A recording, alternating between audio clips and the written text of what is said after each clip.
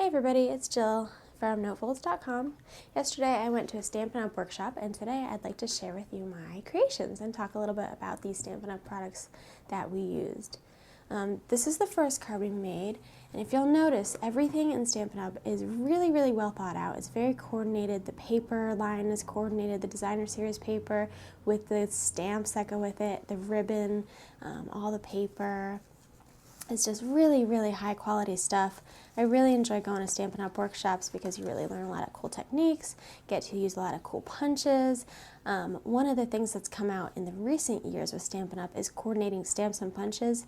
In the old days, we would have had to sit there and use our detail scissors to get a variated, I don't know if that's what that's called, but variated border like that. And now we just run it through our Big Shot, and in seconds we have a beautiful coordinated stamp and die set, and it's all punched out nicely, put up on dimensionals.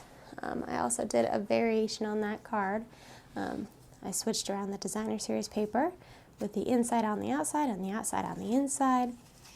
I used green on one and the orange on another, but as you can see, it's very cute.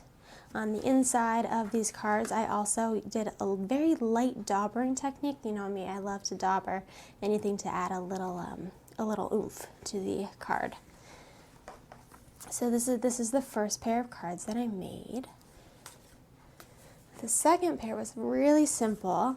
They're both birthday cards. Just got a little circle punch right here. And then a layered, I don't know if you can see, but it's got dimensionals in between 4 layers of flowers, and we stamped a design on 2 of the layers and then punched just the other 2 layers. So these 2 are coordinating stamps, and these 2 are coordinating stamps, and when you punch them out and layer them with, corresponding nicely matched paper, then this is the result that you get. The demonstrator that I went to yesterday, she has a very unique style. She likes to mount all her cards on a bigger base, and I think that's a really neat technique. I think it gives a really cool effect. The third card set I made, we used the honeycomb, I don't know if that's the official name, but the honeycomb punch that you run through your Big Shot. And one of the things that we did was we placed, because there's a lot of thin lines that can be easily ripped when you take it out of your Big Shot, we put a layer of wax paper in between the metal framelit and the piece of paper, so it really popped out really, really nice, really easy.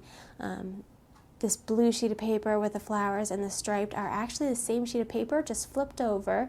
Again, Stampin' Up! Always does a very nice job coordinating their paper lines and their stamps. These are coordinating punches and flowers, which was really simple. Again, we did not have to sit there and cut it out. Same with this. And one of the things that I really want to point out is one of the things that's come out recently are the magnetic boards for the Big Shot. I don't know if it's come out recently, but I've only recently become aware of it, and I will definitely be investing in a magnetic board for my Big Shot, because when you put down the metal framelit, it just stays in place. It's so nice. You don't have to worry about it sliding or moving. It is wonderful, and of all the products and tools yesterday, that was definitely one of the coolest. The other really cool thing that I'll be investing in from Stampin' Up! That I used yesterday was this honeycomb background. I think there's a lot of cool stuff that you could do with it, a lot of neat papers that you could put underneath to really get a really interesting effect. We could do a daubering technique and do and leave negative space like I did with the with the flower set, which now I forgot the name of the flowers, but if you look at our older videos, you'll be able to see what that is. Oh, it's a cherry blossom, the similar effect that I did with the cherry blossom where I daubered around it. So that was my helpful assistant Michael in the background telling me what it was, and that was very, very wonderful. Thank you, honey.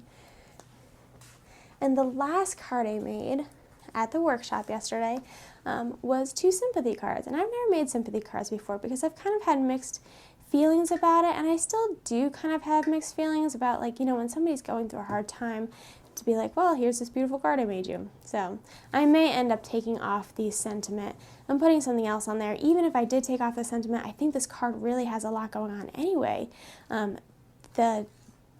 The main design feature on this card is the flowers that are stamped on vellum and then colored in with the Stampin' Up! Markers. One of them I flipped over so it would kind of be a little bit lighter image, and then we mounted the vellum to a white piece of paper with just a little bit of daubering behind it. This one you can see a little bit better. It's got a little purple and a little green, and then we just put it together with brads in the corners. We added a little texture to this card by running the green piece of paper through the Big Shot, and that is the card that we made for Sympathy cards. I know that also the stamp that fits in here nicely there is an Easter saying that Stampin' Up! Has right now. So you could stamp that in there. Again, this punch is so beautiful. It just punches it out so nicely. The oval and the coordinating scalloped oval that goes with it is very, very nice as well. So that's what I've got to show you for today. Thank you for joining us, and we will see you real soon.